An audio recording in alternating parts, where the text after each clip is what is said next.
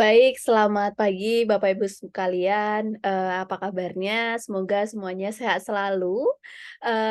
Di kesempatan kali ini saya akan menjelaskan terkait learning point dari modul kepemimpinan yang mana, sesi ini merupakan salah satu tahapan pre-learning dari program Plantation Leadership Development Program Angkatan 10 Pendukung Bisnis. Saya Afrilia Wahyuningsih dari PT LPP Agro Nusantara. Nah, kita berbicara tentang kepemimpinan, apa sih kepemimpinan itu? Kepemimpinan merupakan hubungan di mana satu orang untuk mempengaruhi perilaku atau tindakan orang lain untuk mencapai tujuan. Nah, definisi lain dari kepemimpinan yaitu merupakan kemampuan untuk membimbing dan juga mengarahkan atau untuk mempengaruhi orang. Di sebelah kanan saya ini adalah, foto salah satu tokoh yang cukup terkenal. Beliau merupakan, presiden pertama Republik Indonesia. Nah, beliau merupakan pemimpin yang terkenal karena pada saat itu beliau memiliki kemampuan untuk mempengaruhi orang lain untuk mengikuti, tujuan, bersama-sama mencapai tujuan salah satunya kemerdekaan Indonesia. Nah, eee, lalu apa sih yang menjadi perbedaan antara pemimpin dan juga manajer? Nah, kalau manajer itu merupakan jabatan atau karena ditunjuk. Nah, termasuk juga untuk manajer itu biasanya menggantungkan pada wewenang. Jadi seorang manajer atau, seseorang yang memiliki jabatan sebagai manajer itu akan menggantungkan pada wewenang. Dan mereka sifatnya biasanya dalam memberikan, pekerjaan itu memerintah. Lalu yang keempat, biasanya seorang manajer itu akan berfokus pada sistem sistem dan prosedur yang ada di, perusahaan itu. Lalu mereka juga akan mengandalkan pengawasan, jadi, bisa jadi ketika sebuah sistem jika tidak diawasi oleh manajer, sistemnya tidak berjalan, tidak dilakukan oleh anggotanya. Lalu yang terakhir biasanya kalau manajer itu melakukan doing the things right, gitu ya. Nah, lalu apa sih perbedaannya dengan pemimpin? Nah, biasanya kalau pemimpin itu adalah dipilih dari anggotanya atau dipilih dari lingkungan sekitarnya. Biasanya dipilih karena, sebuah kepercayaan dari anggotanya. Nah, lalu yang kedua adalah seorang pemimpin itu menggantungkan pada kerjasama antar tim, menggantungkan kerjasama dari anggota-anggotanya. Lalu yang ketiga, biasanya jika pemimpin akan memberikan tugas, itu sifatnya adalah mengajak. Dan mereka, seorang pemimpin itu akan berfokus pada bagaimana, mengelola manusia. Jadi bukan berfokus pada sistem dan prosedur, namun berfokus pada manusia. Dan lalu yang kelima itu biasanya kalau pemimpin yang baik itu adalah, menumbuhkan kepercayaan. Jadi, biasanya sistem yang dibuat oleh pemimpin tersebut itu akan tetap berjalan meskipun di luar pengawasan, pemimpinnya. Nah, lalu yang terakhir adalah doing the right things gitu ya. Oke, dari sini kita bisa mengetahui perbedaan dan juga, perbedaan dari pemimpin dan juga manajer. Nah, eee lalu bagaimana sih, 5 behavior untuk menjadi great leader atau leader yang baik? Yang pertama adalah model the ways, biasanya para pemimpin itu akan menciptakan standar, keunggulan, dan memberikan teladan bagi orang lain untuk diikuti. Nah, mereka biasanya para pemimpin, leader yang baik itu akan memasang rambu-rambu.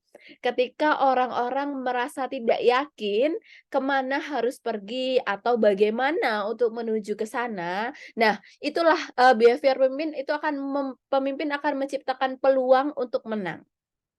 Nah, lalu, behavior yang kedua adalah inspire the vision. Para pemimpin biasanya dengan penuh semangat, mereka dengan penuh semangat percaya bahwa mereka dapat membuat perbedaan. Mereka membayangkan masa depan dan menciptakan citra yang ideal dan unik tentang apa yang bisa menjadi organisasi capai. Nah, melalui daya tarik dan juga bujukan dari para pemimpin, maka, melalui daya tarik dan juga bujukan, para pemimpin akan mendaftarkan orang lain kepada mimpinya. Jadi sama-sama kita punya tujuan ini, mereka akan pemimpin yang baik akan men-share, akan me me apa ya, akan menjelaskan bagaimana seperti ini loh mimpi kita, tujuan kita seperti ini gitu ya. Lalu yang ketiga adalah challenge the process. Nah, biasanya, eee Saat kebiasaan kebiasaan leader yang baik yang ketiga yaitu mencari cara inovatif untuk meningkatkan organisasi. Jadi, eee, para pemimpin biasanya akan bereksperimen, mengambil risiko karena perubahan kompleks mengancam untuk membanjiri orang lain dan menghambat tindakan. Para pemimpin akan menetapkan nih tujuan sementara sehingga orang dapat mencapai kemenangannya kecil saat mereka bekerja menuju tujuan yang besar. Jadi, akan menetapkan dulu, kemenangan-kemenangan kecilnya. Jadi semakin banyak kemenangan kecil nanti akan menuju ke proses pada tujuan yang lebih besar, tujuan organisasi yang lebih besar. Lalu yang keempat yaitu enable others to act atau, biasanya pemimpin akan mendorong kolaborasi dan membangun tim yang bersemangat, mereka para pemimpin akan secara aktif melibatkan orang lain. Nah, kebiasaan yang terakhir adalah encourage the heart. Biasanya para pemimpin akan menjaga harapan dan tekad untuk tetap hidup. Para pemimpin akan mengakui kontribusi yang diberikan kepada individu. Oke, inilah 5 kebiasaan, yang perlu dimiliki oleh pemimpin yang baik. Oke, lalu selanjutnya 7 keterampilan dasar yang harus dimiliki oleh pemimpin. Yang pertama adalah planning atau perencanaan. Nah, eee, apa sih perencanaan itu? Merupakan penentuan atau penjelasan sasaran yang harus dicapai serta menyusun langkah-langkah yang akan dilakukan. Lalu jika planning sudah terpenuhi, selanjutnya adalah turning up atau mempersiapkan tim untuk menentukan siapa saja yang perlu bergabung, bagaimana pembagian tugas ya, dan tentunya telah mempertimbangkan karakteristik anggota dan tugasnya. Jadi sudah memilih nih, oh si A, kemampuannya ini, si B kemampuannya ini, si C pandai eksekusi, dan lain sebagainya. Lalu jika sudah memilih tim, sudah mempersiapkan tim adalah organizing atau menyelaraskan tim. Nah, biasanya para pemimpin akan membuat berbagai pengaturan untuk memastikan terciptanya kelancaran serta sinergi di dalam tim. Nah, pengaturan ini mencakup menentukan urutan dan skala prioritas aktivitas maupun sumber daya. Nah, jika penyelarasan tim sudah, maka adalah motivating atau, memberikan semangat dan inspirasi kepada tim. Para pemimpin, perlu memotivasi dan memberikan semangat kepada tim atau anggotanya. Juga, perlu untuk memberikan apresiasi serta menunjukkan keterbukaan terhadap saran dan kritikan. Jadi sebagai leader juga tidak boleh nih tutup telinga, kita nggak mau menerima saran dan juga kritikan dari anggota itu juga tidak boleh ya. Lalu selanjutnya adalah changing atau memastikan berjalannya perubahan dengan menginisiasi perubahan, mengawal dan memberikan dukungan tim untuk melalui perubahan dengan baik.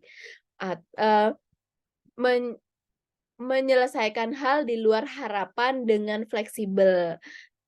Nah, lalu selanjutnya adalah supervising atau memonitor capaian dengan melakukan intervensi, mengambil keputusan dengan seksama untuk menangani penyimpangan atau peluang perbaikan. Jadi, selain charging, selain motivating, juga, salah satu keterampilan dasar pemimpin juga harus bisa supervising atau monitoring. Jadi, eee, meskipun, ada trust kepada anggotanya, namun supervising sangat diperlukan untuk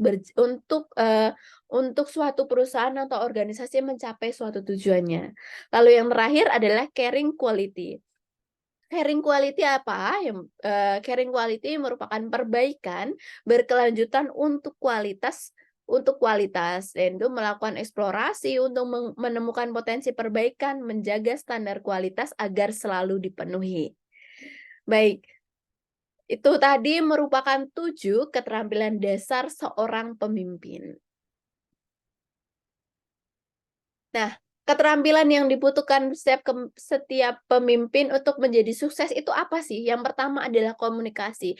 Komunikasi dari pemimpin kepada anggotanya itu harus, semuanya harus clear, jadi harus jelas. Jadi, anggotanya akan menerima maksud dari para pemimpinnya, dengan jelas, "Oh, seperti ini." Nah, jika sudah, keterampilan selanjutnya untuk menjadi pemimpin yang sukses adalah pengambilan keputusan. Pengambilan keputusan tidak boleh dipengaruhi oleh paksaan dan lain sebagainya. Pengambilan keputusan harus, dengan pertimbangan yang sangat matang. Lalu yang ketiga adalah adaptasi, pemimpin juga harus bisa beradaptasi terhadap lingkungan baru ataupun proses bisnis yang baru gitu. Lalu yang keempat adalah membangun hubungan, dan yang kelima adalah berorientasi pada tujuan, lalu yang keenam adalah perbaikan berkelanjutan. Baik, dan yang terakhir adalah salah satu kutipan terkait leadership atau kepemimpinan dari John C. Maxwell, yaitu adalah, "Leader is one who knows the way, goes the ways, and show the ways." Baik, sekian, penjelasan saya terkait modul kepemimpinan dari salah satu rangkaian program PLDP Angkatan 10 Pendukung Bisnis. Semoga kita semua bisa menjadi pemimpin yang baik bagi perusahaan. Terima kasih, sampai jumpa.